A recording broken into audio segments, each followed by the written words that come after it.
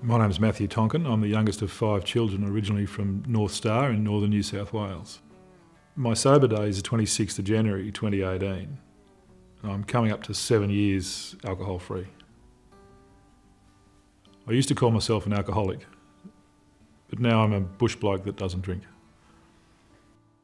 Well, I'm 8th generation Australian, and we've always been farming families. I think I wanted to do other things, but rural life brings you back when it's part of you. As a child growing up at North Star on the farm, we had a lot of men working on that property, and the ones that I interacted with, they worked really hard. They were big, strong men. They were very skillful at their jobs. When they got a day off or a break in the evening, a lot of them drank, and they drank heavily. And it was that experience that I saw from a child. It sort of counted the two together. So if you work hard and you're a good man, then you drink as well. And then there became the stories about how much booze could that guy have, and he's a legend because he could drink so much. My view of those men at that time was what I wanted to grow into. I valued them. They were almost like heroes because of the way they were. And I wanted to be like them. I wanted to be respected. I wanted to be an active member of my community. I wanted to be good at what I did. Obviously, you follow along how they lived the rest of their life as well. Everyone drank.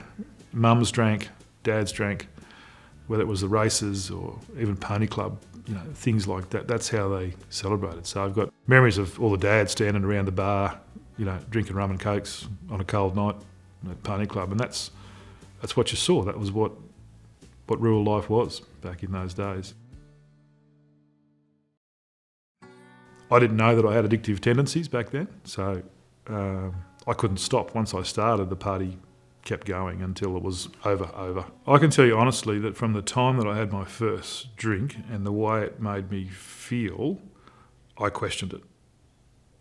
I was so basically not myself, out of control. It gave me a different personality. And as I grew older, I then questioned the binge drinking and whether that was good for me or not. But I just really couldn't stop it, and I wanted to fit in. People that didn't drink were viewed differently. Oh, yeah, they're a teetotaler. They must have something wrong with them. And also those guys that couldn't handle their grog. Oh, he's an alco or he's a drunk. There was a differentiation, but there wasn't much differentiation in society.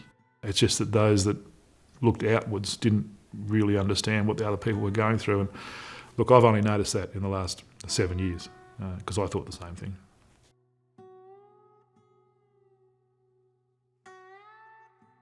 Alcohol became a crutch that I leant on because of the stress of trying to make a rural business work.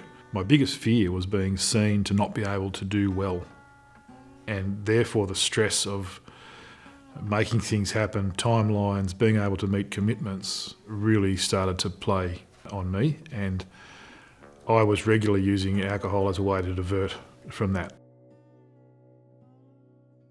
Something that was partly enjoyment, relaxation, party, it became something that seriously I had to use to unwind, to relieve the stress, and then that became more than just the party, it became every day.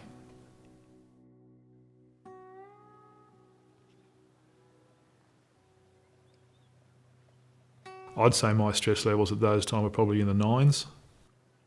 Didn't have a way out of relieving that stress. I was just trying to work out whether I actually wanted to live in that life anymore.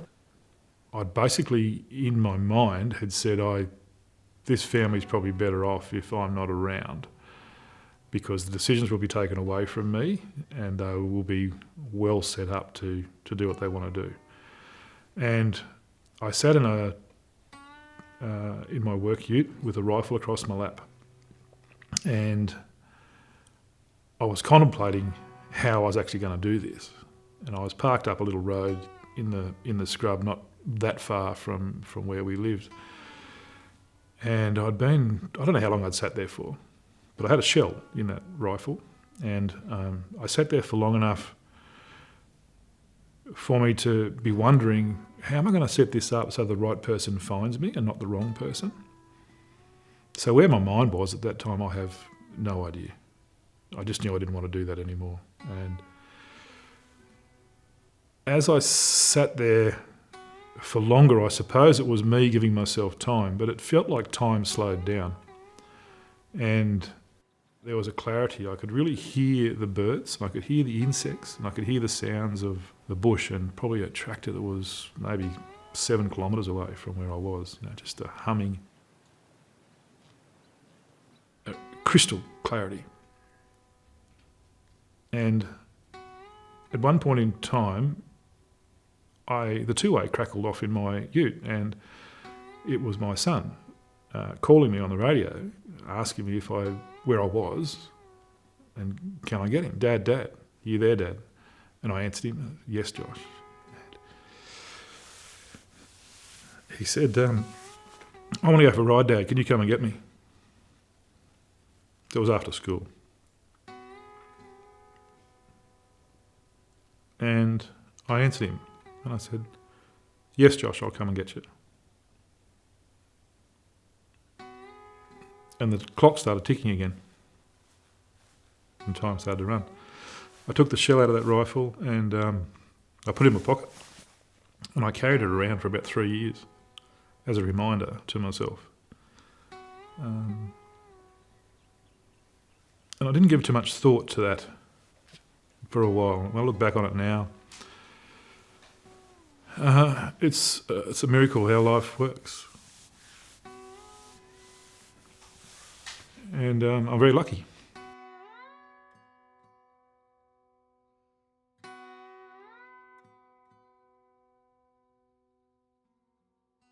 As part of my agricultural business, I was trading a lot of cattle as part of that. So we'd basically buy little fellas and make them bigger, and then sell them on and repeat the process. And we ran a breeding program as well. And along that pathway, I was pretty good at it, but I knew I could do better. And I went to a school and I met Rod Knight and Graham Reese. At the school, they introduced me to some aspects of agriculture that I hadn't thought about too much for a long time. So working more with your ecosystem and working with what you've got rather than trying to work against it, which made me start to question some other things. In those two guys, and especially Rod Knight, I found somebody that looked like me and talked like me and was about my shape, and I liked to joke, an intelligent man and good at what he did, but Rod Knight didn't drink.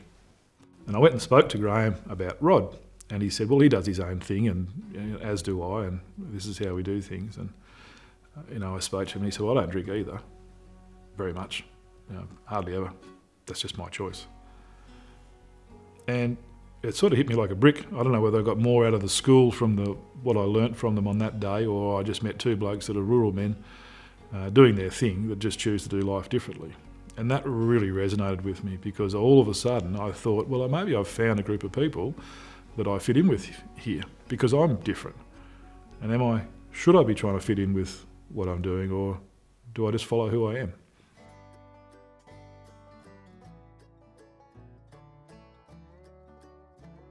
That stepped me along to my sober day, which is 26th of January 2018. Things got very real.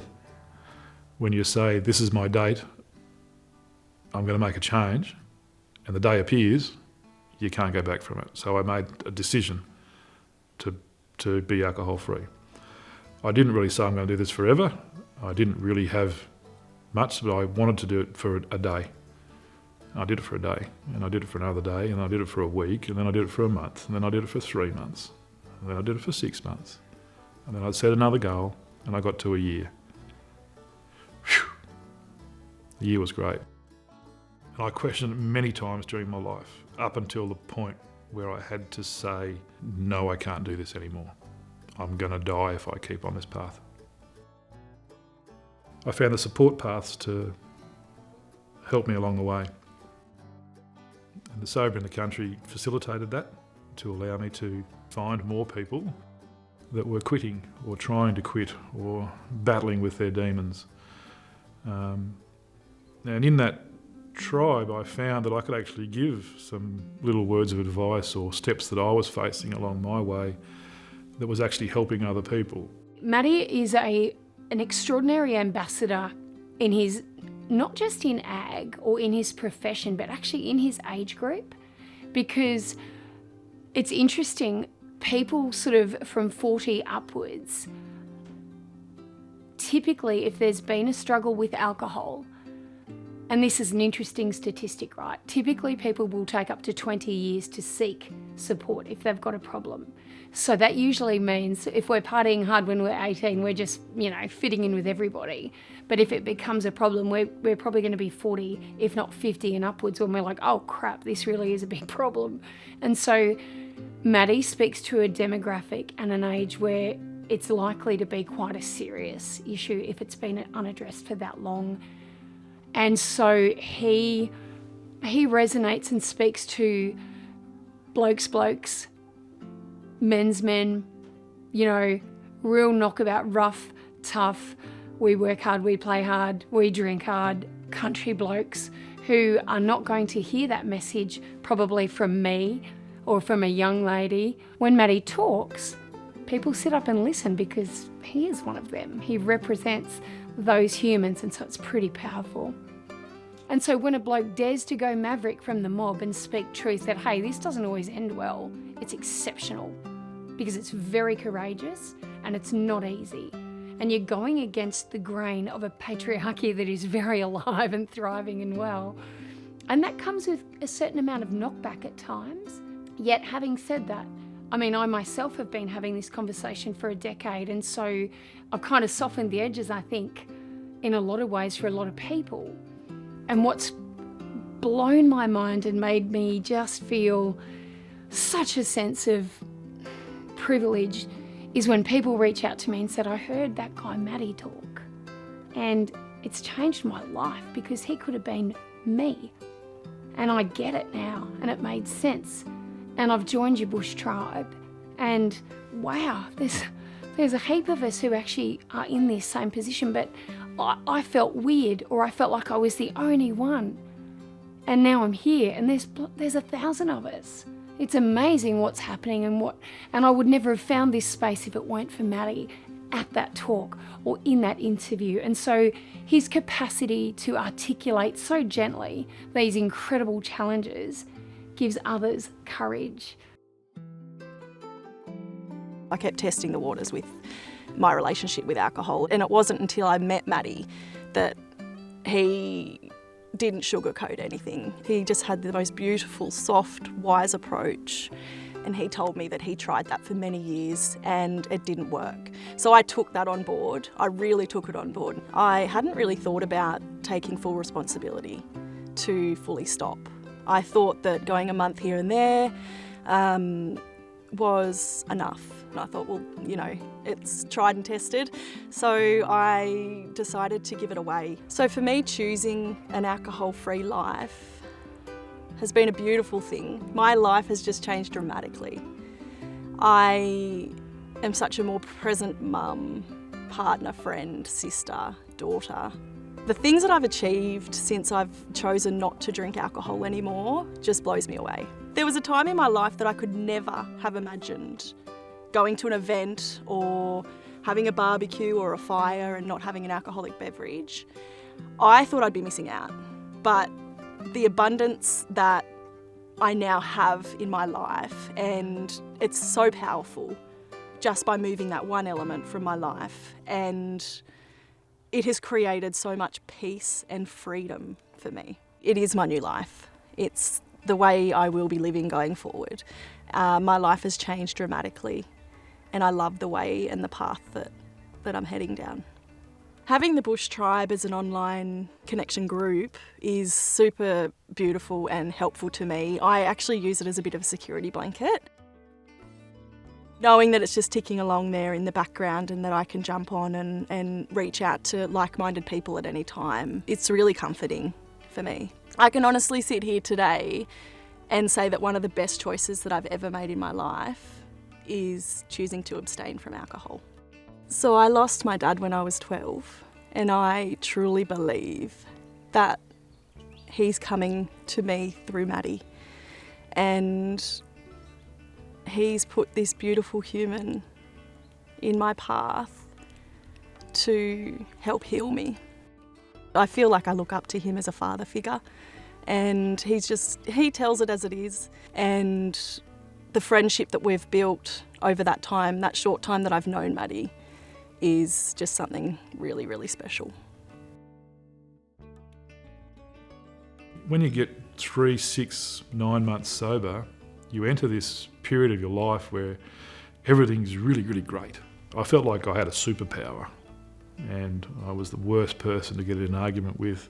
My clarity of thought came back. The fog dropped away. My emotions started to even out, and I had a feeling of inner happiness in my soul from the choices that I was making, and that became the driver for change, which has carried me on a tremendous journey over the last 6 or 7 years, not without their problems and issues, but it's just a sense of well-being.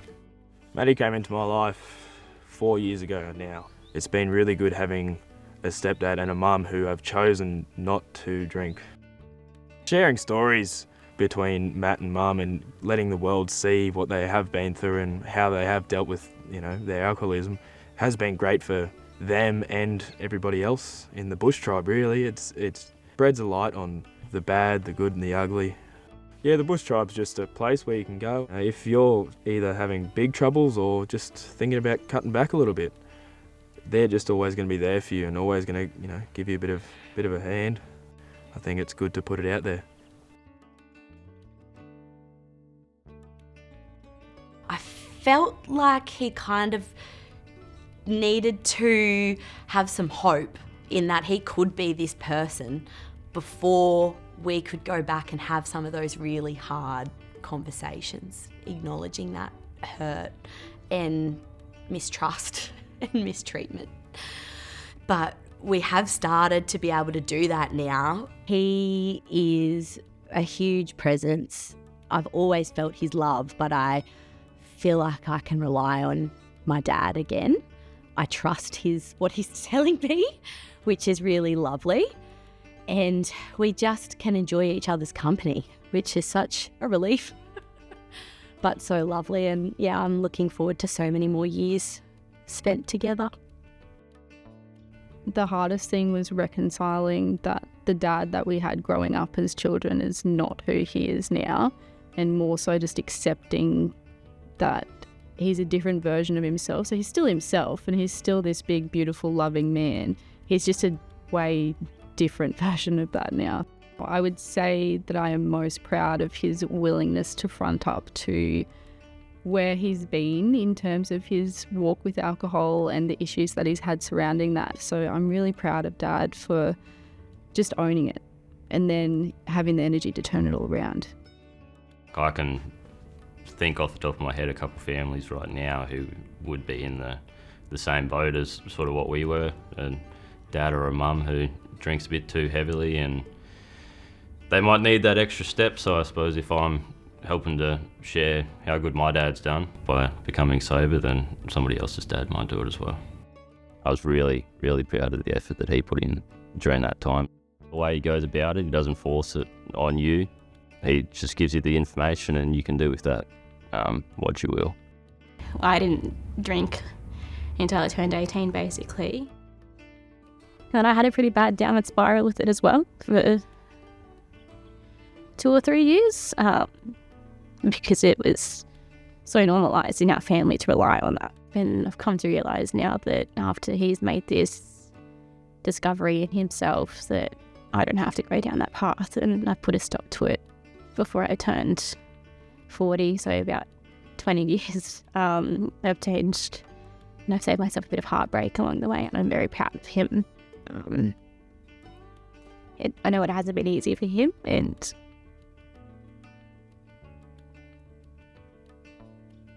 I just really, really do love him with all of my heart. And I'm so thankful that he's still around for us. It's 2 years sober, to 3 years sober. Get to that point, you start going, well, gee whiz, why did I drink before? The demons leave you. It takes the time. But 36 months, the sort of demons are starting to walk away and give up on you a bit. And 4 years, 5 years, 6 years. It just gets easier and easier. And I'd say today, coming up on 7, there's not much of me that really existed back when I was in that phase of my life as a drinker. Like on a molecular level, all my cells have been changed. So it's only the thought in your head that would take you back to where you are. It's okay for us to be different. It's okay for us to want to do better. It's okay for us to say no. It's okay for us to leave out the parts of our life that do us damage. It's okay to say no to the beers.